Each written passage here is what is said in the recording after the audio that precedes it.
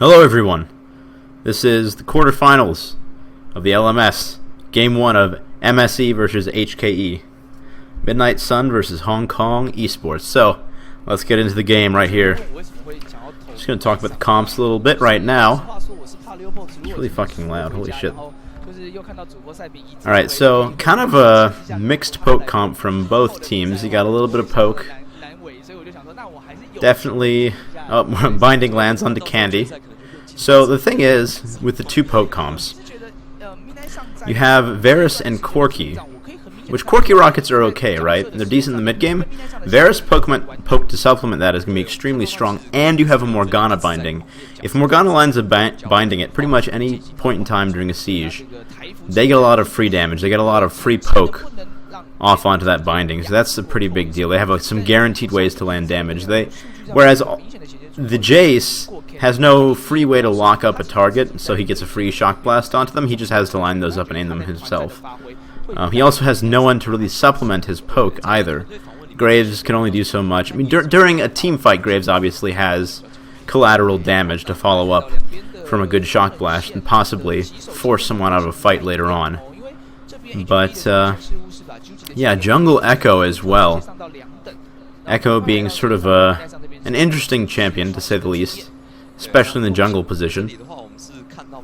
I think he's a bit more greedy as far as junglers are concerned. He definitely wants to be able to get extra gold and extra farm if possible. He does pretty well.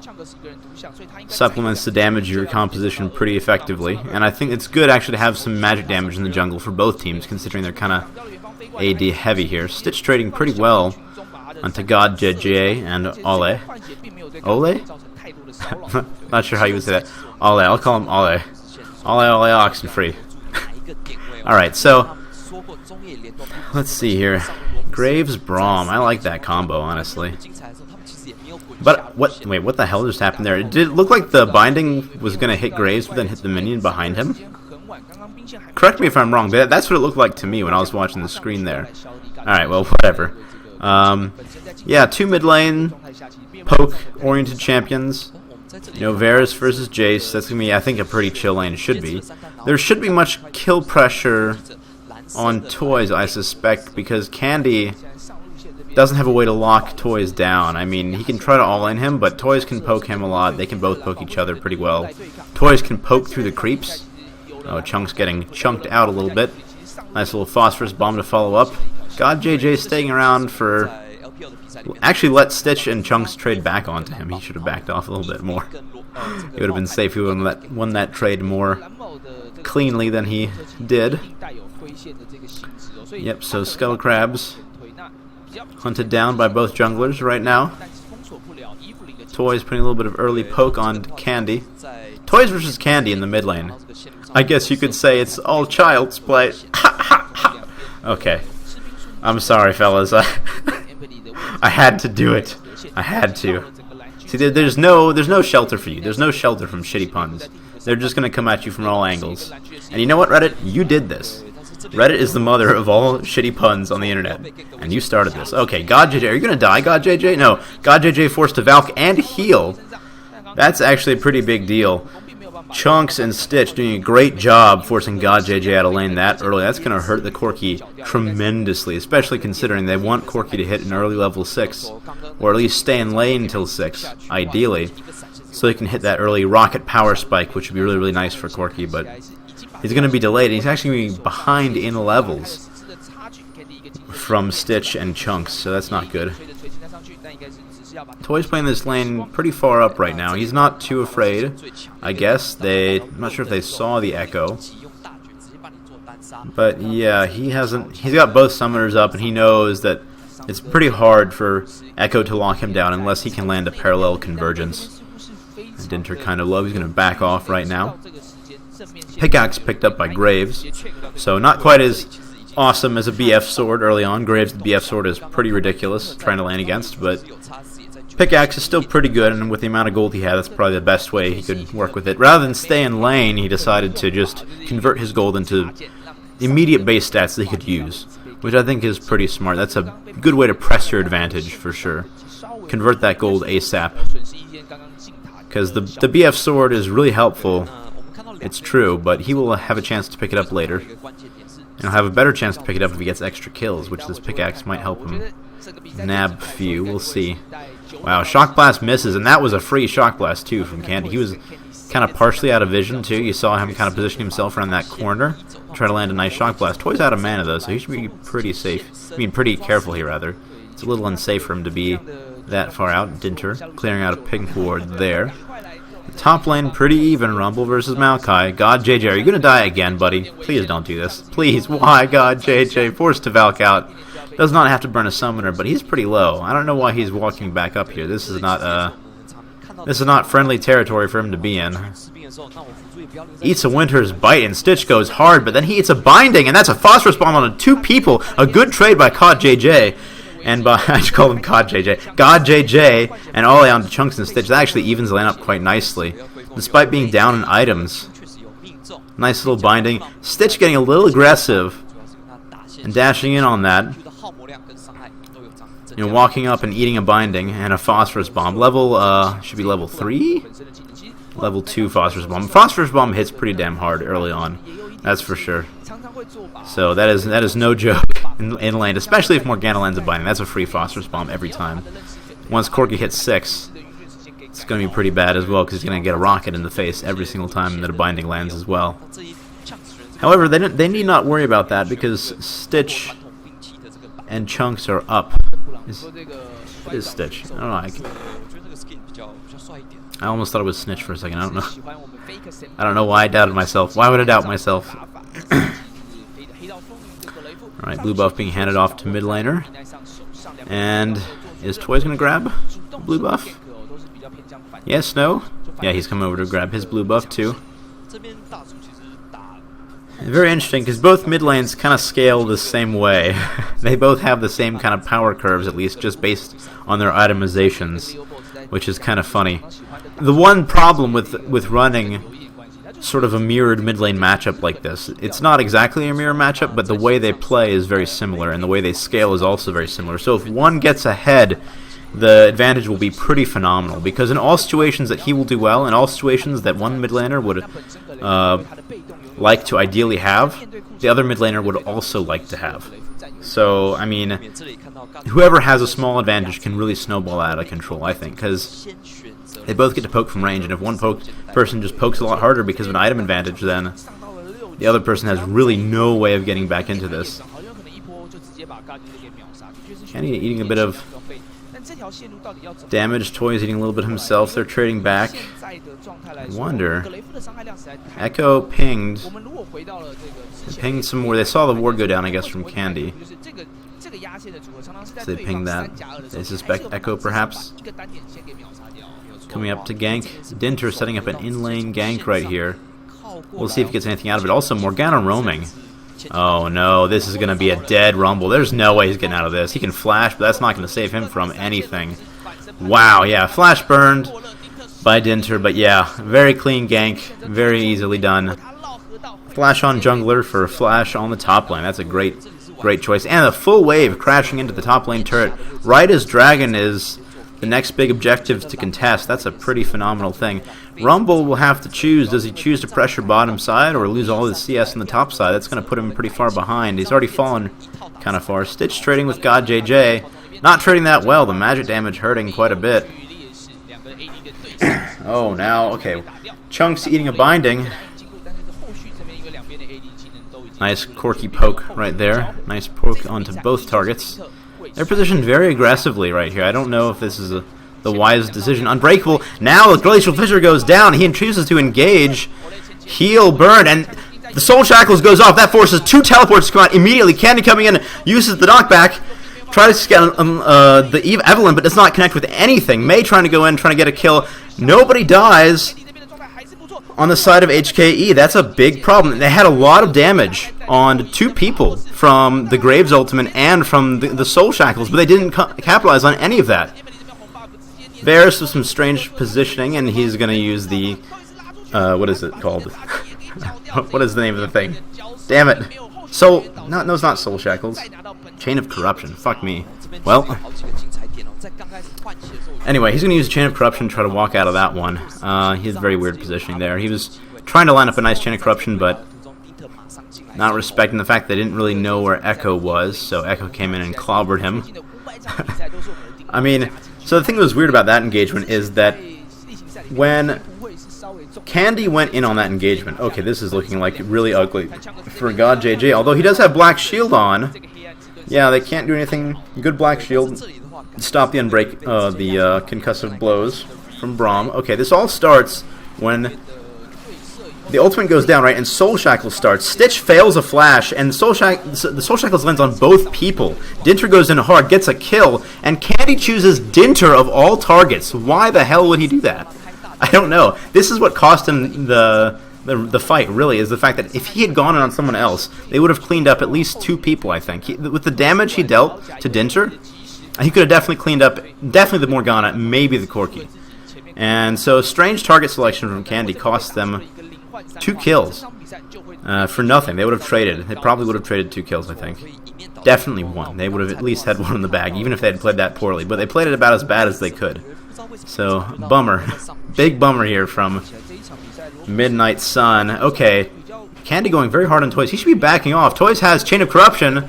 Oh, okay, it's a bait. It's a bait from Candy, but it does not work because Dinter's right there. Chain of Corruption lands on M2, and M2's oh my god, the binding right onto M2. That's going to be another kill. 2 kills is 3 kills. The Soul Shackles are going to go down to Chunks. Chunks is going to die too. Oh my god. Wow. Fantastic play. Fantastic play by Hong Kong Esports. You saw the attempted bait by Candy. You know, he walks up to Toys. He knows he doesn't have proper kill pressure on him because Toys can just hit him with the Chain of Corruption, right?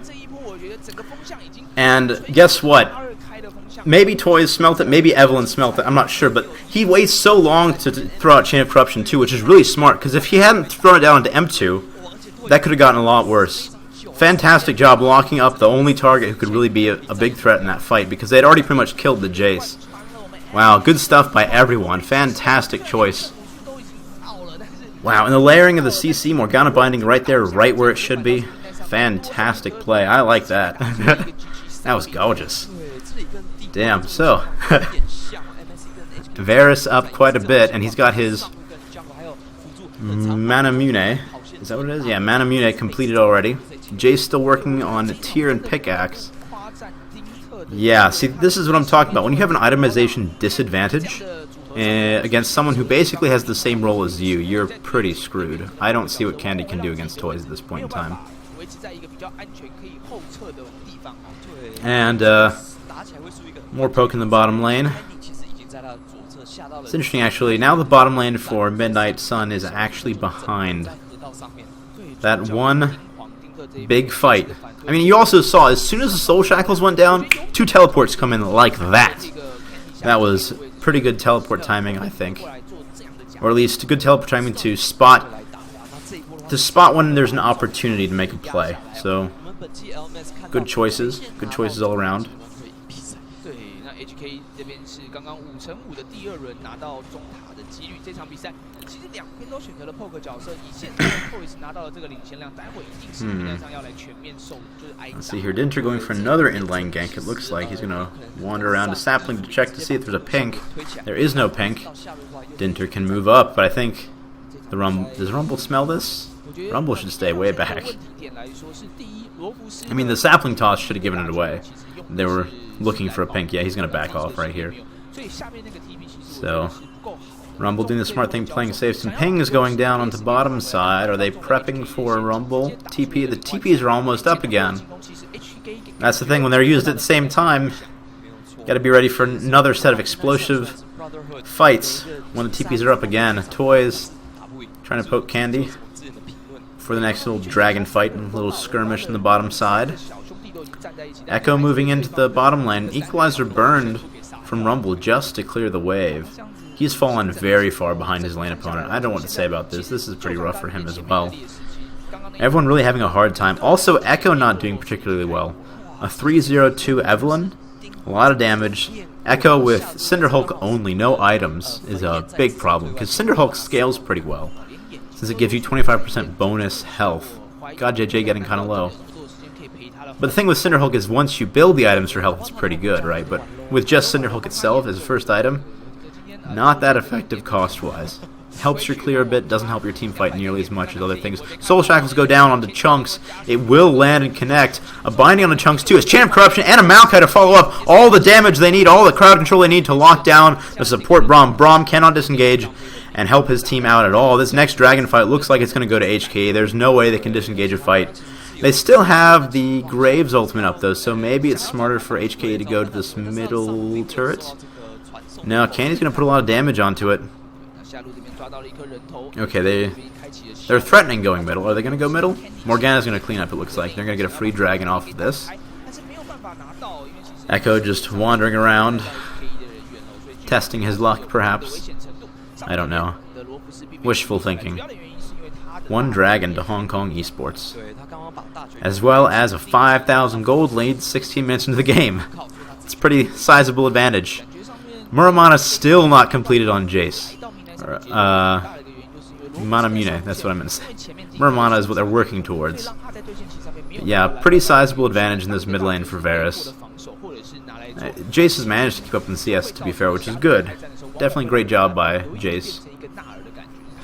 But Echo having a hell of a time with just the Cinder Hulk boots. I don't know what to say about this. Braum also getting beat up on every opportunity. That was great layering of CC. They didn't overcommit. They didn't try to overcommit on a squishy target. They saw the Braum. Even through the Unbreakable, they can still deal decent damage. And once the Unbreakable went down, they had all the damage they needed to follow up. Ole trying to fish for a binding. Candy says, go fish. Ain't gonna catch me. So, clearing out a pink ward. There's no dragon up, so they just need to posture on this mid lane turret. MSE would like to get it. That would relieve a lot of pressure on this mid lane. But I don't see them getting it. Yomu's Ghostblade completed early on Varus. I guess that's good for staying away from the Echo. I think it makes sense for sure. And also the Jace, helping kite the Jace a little bit. I mean, it's not like Jace is the biggest problem in the world for Varus, but yeah, I can see it working. It's more flat armor penetration. It gives a lot of nice stats for fighting. So it's not a bad item. I think it's a little weird as a second item, but hey, you know what? Whatever. It works. I'm sure it works. Usually you'd see like a Last Whisper to chunk through extra armor. There's not a ton of armor. Okay, so Jace going for Last Whisper before opting into finishing his Manamune. So I'm not sure if that's particularly common for Jace's, but I don't think it would be, because you're basically missing out on stats. You're basically paying for something completely different and not getting to convert any of those mana into raw AD stats. Okay, a very aggressive invade here from 3 members of Hong Kong Esports. They get a blue buff successfully. They managed to... They're doing pretty well on the bottom side as well. The Graves kind of crept back into it, though. He's yet to finish his Infinity Edge. He's opted for Brutalizer.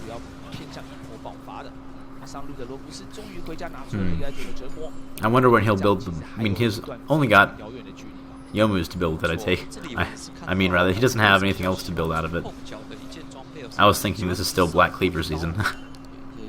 There is no more Black Cleaver. Not out of Brutalizer, at least. But anyhow... So yeah, he's going to build Yomu's out of that. Of course he will. Help kite the Maokai. It's a good choice. So what does MSE try to do? What does Midnight Sun try to do to get back in this game at this point in time? When they can't really poke out Hong Kong Esports, as well as Hong Kong Esports can poke them out. They can't really do a lot of things nearly as well as Hong Kong Esports can. They have to worry about... The Rylai's Crystal Scepter on Dinter is pretty awesome, actually. I like that a lot.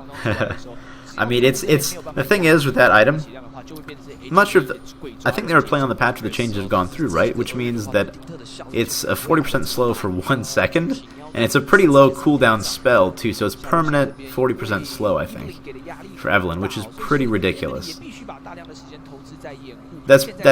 don't even know what to make of that. That makes no sense. They're going to nerf that item so hard.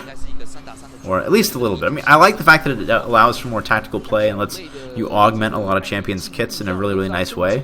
But 40% is pretty insane. Toys roaming down, trying to pressure this bottom lane. We'll see if he can get anything out of it. But the thing is, though, all of Midnight Sun kind of expects something out of him, perhaps. So they're all postured on the bottom lane, too. They still will give up the turret, though, despite all being there. So, yeah, it's a turret down for Hong Kong Esports. That's 3 turrets to 0. Dinter getting caught in a very odd position, but he just takes out M2 so fast. Chain of Corruption on to the Rumble. Rumble's going to go right down. Vengeful Maelstrom protecting his team. May taking almost no damage. Stitch getting caught out. This is an absolute nightmare for Midnight Esports. Oh my god, the binding connects and God JJ flash over the wall. Gets tagged by the Glacial Fissure and actually will go down to the Jace. Wow, good job to follow up there by Midnight Esports, but man, that was still a disaster. They lost 3 members for trading on the Corki. The Corki flashed over and kind of sealed his own doom there. Very aggressive, but yeah. That's pretty rough. Dinter trying to clear a pink ward and gets spotted out, gets caught out, but he just 1v1s pretty much with a little bit of help from Toys as well. And of course, a great TP in from May. That means that the Rumble gets locked up and he dies. Stitch getting caught in a very bad position, flashes over the wall. But Chain of Corruption still goes down. This is the second time that I've seen Stitch fail a flash to escape a Chain of Corruption. So, I guess just poor play. I'm not sure if it's poor play from him or just amazing play from Ole. I don't know. Whatever it is, it's working out in Hong Kong Esports' favor, so. And pretty heavily, too, I might add. It's, what, like an 8,000 gold lead now? They're up 1 dragon only. They're going to be grabbing a second right here, because it's free. Up 3 turrets. They have yet to really press their advantage as much as they could. That's one thing I will say about some of the Garena games that I've watched. They seem to be very indecisive oftentimes. Like, regions like Korea and China know when they have an advantage, and they will push it very hard. Typically, top teams do that very well, but... And I don't know about these 2 teams' standings, but... HKE not making as many plays, perhaps. Part of that, I think, is the fact they're a bit more of a...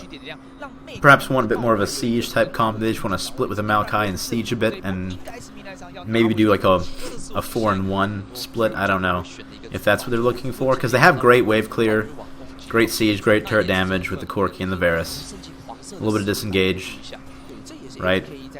As well as great flank potential from Evelyn and Maokai if he TPs in. So, especially when Maokai is pretty far, he's 70 CS up on his lane opponent. There's no way this Rumble can touch this guy with a 10-foot pole.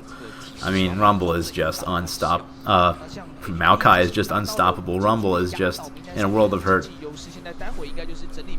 Probably feels very useless. I mean, he's not completely useless, but he's very far behind his lane opponent, and there's just not much he can do, I think. Definitely can't split effectively against the Maokai, that's for sure. So I wonder if what you do as Hong Kong Esports to close of the game is just 4-1 split and try to catch him with a binding, because if you catch him with a binding, you don't even need the Maokai to be there. You just land a Chain of Corruption and you're all good. That's 1 member dead immediately. And then you can probably force a turret that way as well. The Corki rockets keep coming through, the Varus arrows keep coming through after that first person goes down, and you got a turret. Not to mention Maokai is going to force out the Rumble, so... I don't know, they haven't done it. They've been sending Maokai top lane to push, bottom lane to push, and they've been kind of doing weird things all around. Wow, the damage on the Stitch. That hurts. Holy shit, Toy is no joke. Toys is no joke. It's like stepping on a Lego. That is the damage that would happen if you stepped on a fucking Lego brick. You lose half your health instantly. Yeah, man, it's those, is it Danish toys? The Danes do Lego, or is it Swedish? Look, I'm not sure 100%. Maybe it's neither. Maybe it's Finnish and I'm really confused. I don't think it's Finland. Anyway, one of those really polite and wholesome countries. Oh, that's all I know about those regions. They seem to be... Okay, M2 just getting caught out and has to chrono break really early. Stitch gonna die to Dinter, though. Dinter getting caught out, but it doesn't really matter because... Or it does matter.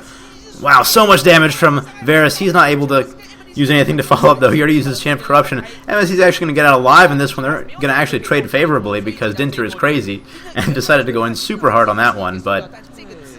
Even with the 1 kill they grab, they're not going to get anything out of it because the damage from Varus is just so oppressive right now. There's nothing they can do. HKE needs to press her advantage smarter.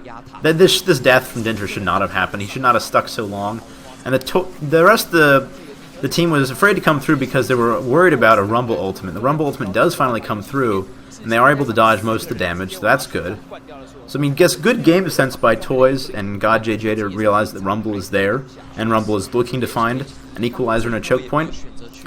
But bad communication, I guess, because Dinter is just looking to secure this kill, and he overestimates the damage he can deal. I mean, he has built a decent amount of damage on Evelyn, but he just gets CC'd so hard by everyone on the team that he's not able to pick up the kill, and they're able to turn that around and get a kill onto him. But yeah, HKE, even in that situation where they kind of made a flub, Stitch got caught out ultimately, but even in a 4v5 scenario, the damage from Toys is just, you can't ignore that. That's just too much. I mean, I think, like, what do you do as Midnight Sun? They have no really hard engage. That's another thing. If they had like a Maokai, or who would follow up really well, or at least lead the charge in? I mean, Rumble isn't really the guy to do that. Echo is very conditional. Parallel convergence is hard to land consistently. Also requires choke points. I mean, as long as HKE has decent vision, it doesn't have to be amazing vision. It has to be okay vision. Like, they're going to lose this pink ward as soon as they leave. I don't know why. Ollie is in a bizarre position. I don't even know what to say about this. The Maokai is TPing in, though, and it looks like they want to start something. Righteous Glory, not popped yet. No, he was popped. Okay. I was looking at the cooldown for the item, so I was confused there. Didn't quite see the animation go off until the end. Okay, there's a Rumble Ultimate just to clear the wave, but I think they're going to put a lot of damage on this turret anyway. May could just tank the turret and not even give a damn. Candy gets a turret in the meantime, that's pretty good. Now, Ollie was really warding in an odd position. When you ward with a pink like that, you have to be able to push up with your team. You have to already be pushed up to do that safely. Because otherwise, you won't be able to contest that pink ward, and you're just going to lose it as soon as you back off. That's something I see a lot of teams that perhaps know they need better vision control, but don't know how to do it. They don't know how to make vision control work. What they do is they put down wards and they leave the area, and then the other team immediately comes out and sweeps all the wards out, which means that they basically wasted a bunch of gold. And so, you shouldn't put wards down unless you know you can defend them, typically, especially pinks. I mean, in some situations you might not be able to defend them effectively, but you should try to avoid pushing through to places where you know you have a high risk of losing the wards you place. Because that was a little silly from Ollie. They've been playing pretty well. He's been landing some great bindings all game. And starting off he's had fantastic ults as well. I mean, yeah, they're going to get another free dragon here. There's really not a whole hell of a lot Midnight Sun can do about this. Maybe Hong Kong Esports is looking for a methodical 5-dragon win, or just a 3 dragons into the Baron buff. I don't know. They do have positioning on Baron, but they're not really too concerned, it seems. Have a few people backing off to buy. Let's take a look at our items again. Blazer King for Corky. I haven't been doing a good job paying attention to the items, but wow, okay. So Jace has also picked up his own Yomu's Ghostblade, and he's finally started to catch up with items, at least, which is good. But Varus is up. This looks like he's itemizing for an Infinity Edge, which is very interesting, I have to say. I mean, I guess that shows how little fear he has of Midnight Sun and the composition that they have to bring, because they don't have any easy way to punish a Varus who's getting close enough to auto-attack repeatedly. So if Varus built Infinity Edge, that's a great way to maximize your auto-attack damage, you know? So, and it synergizes very well with Ghostblade as well, I must say. So, interesting. I think that's a very situational build, really. You don't usually go Infinity Edge because it is usually pretty safe, pretty dangerous to get that close. You want to be safer and be a little farther away. A little bait here. God JJ with his friend Evelyn in the wings, waiting. But they'll have none of it, or will they? M2 walking through the jungle on his own. Remember when he got solo killed by Dinter? You shouldn't let that happen again. Should not let that happen again, M2, so Candy going a little bit hard, but God JJ isn't that afraid of Candy, and I think that gives it away right there. Candy going so hard just to the skies onto the creep wave just to clear it and kind of threatening an all-in perhaps onto the Corki. But Corki not doing anything. I wonder if that just trips MSE's alert system immediately. Like, oh my god, there's somebody there. There must be somebody there. Corki's not afraid of a Jace.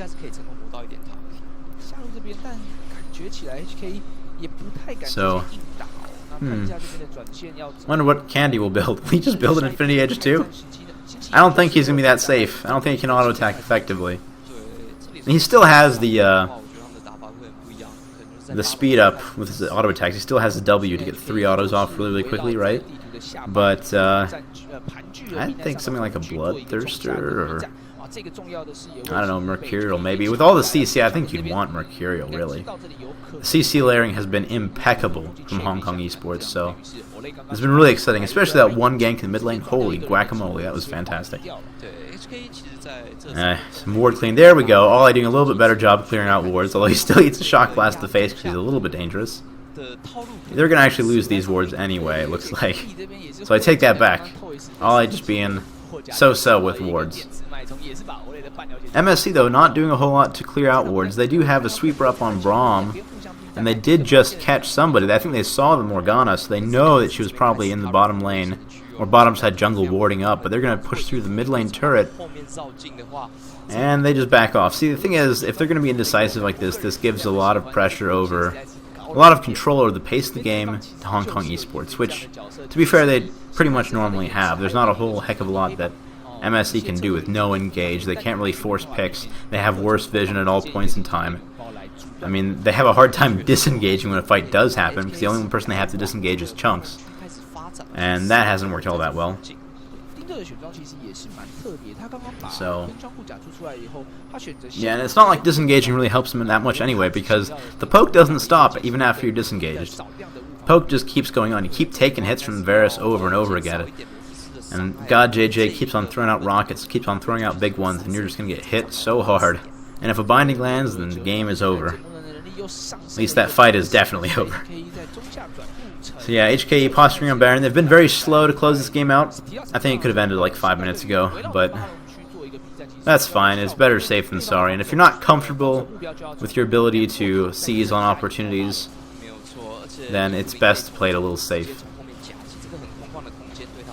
Midnight Sun even scared just to walk up and clear the wave. Honestly, they're pretty afraid of the Varus poke. They're giving a lot of respect to him. All that the Graves has is an Infinity Edge and Ghostblade, which is very interesting sort of build. I mean, it helps him do some extra damage with his ultimate, that's for sure, with the armor penetration. And it helps him kite a little bit better in these team fights. Okay, Candy taking a lot of damage. Is he going to go down? He's forced to flash. Okay, so that's the damage that Toys has available to him, so yeah, respect that. Respect that damage. He almost just solo kills Candy. Forced to wave clear here in the bottom lane. Rumble on janitor duties, forced to clean up, and they're going to get a mid turret out of this. Hong Kong Esports with a strategic play. Chunks out the mid laner, sees an opportunity, ults, gets the extra damage down, and pushes in bottom lane, rotates mid, gets a turret. So, pretty clean by them. Dinter has been all over the Midnight Sun jungle this game. Blue side jungle has just been cleared continuously by this Evelyn, and it's not good at all that he keeps getting these. That being said, Runeglaive clears camp so quickly. I think Runeglaive is a fantastic pick into some of these slow clear Cinderhulk champions because they don't even get a chance to farm properly. And Evelyn does some serious work against a lot of characters if she gets ahead. I like the Abyssal onto her as well. That really is a fun little pickup. It means that she can just straight up 1v1 the Echo and the Rumble as well. Not to mention she'll reduce the magic resist, so Corki rockets it a little bit harder, as well as Phosphorus Bomb. So another free dragon. This is a very slow game. Come on! Come on, you guys. You can do it. I know you can. Stop toying around! Now they're chasing MSE away from Dragon Pit. It's a little game of chicken around the Baron, but we all know that MSE can't afford to play that game because they're guaranteed to lose if they mess up. HKE can probably lose a Baron fight and still be fine. They're so far ahead at this point in time. So much poke damage coming out. Holy shit. The poke damage coming out. Parallel Convergence trying to lock up Toys. It actually does catch Toys. That's their only chance. GodJJ taking a lot of damage. Candy not getting peeled off of the backline. He gets a kill on the backline as well. He goes down though. 4 people still up for Midnight Sun, and they're actually going to kill into Dinker. Dinter actually might go down. May will go down slowly but surely.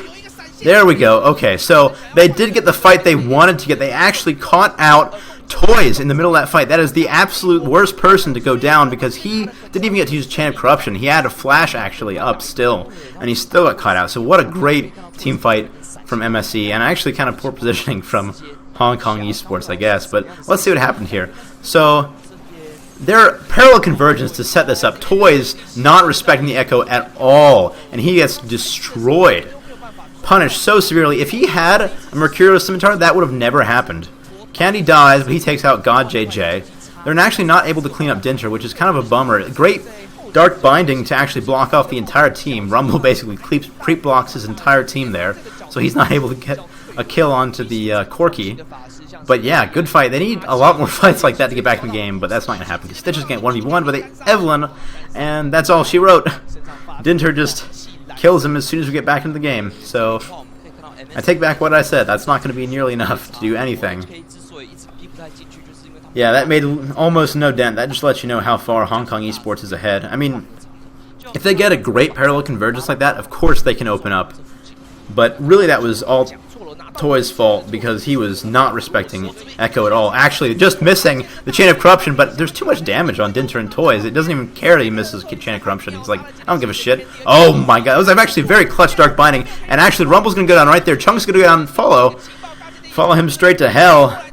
M2's the only one up, and he can't even defend middle turret. He's not in the right position at all. Well, Toys misses Chain of Corruption, but Evelyn is right there to back him up. Candy sees maybe an opportunity. I mean, in a 1v1 scenario, that would be an option for him to go in on that, because he has Bloodthirster and has Muramana, but I don't know what to say about this. This is just rough, man. All I with the troll, Zanya's underneath the towers.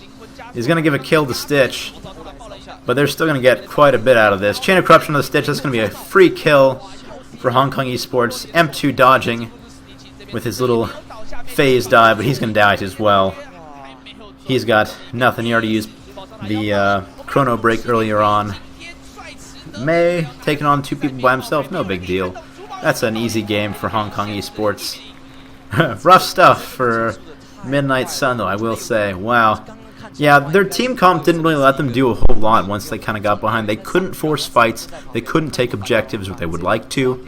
You know, they couldn't really make picks either. And what's worse, they had bad vision control. And the part of the reason why I think it's hard to maintain vision control is you have Morgana bindings to worry about. It's not like, I mean, even if you have okay vision control, Morgana can still be out of the range of your wards and still hit a binding onto you if she keeps good vision. And that the consequence for landing a Morgana binding is huge, especially if you don't have a whole lot of peel on your team. So, you know, Braum is the only person who could peel for them, really. Rumble wasn't doing a whole hell of a lot.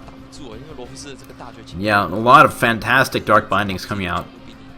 A great poke, and the Varus got so far ahead in the mid-game, was doing a lot of damage, really making his lane opponent hurt. Jace did a good job trying to get back into it, but it was too little too late, and really there's not much they could do once their comp got rolling. That Maokai chasing everyone down, nice lock up from him. So good stuff by Hong Kong Esports. And see you guys later.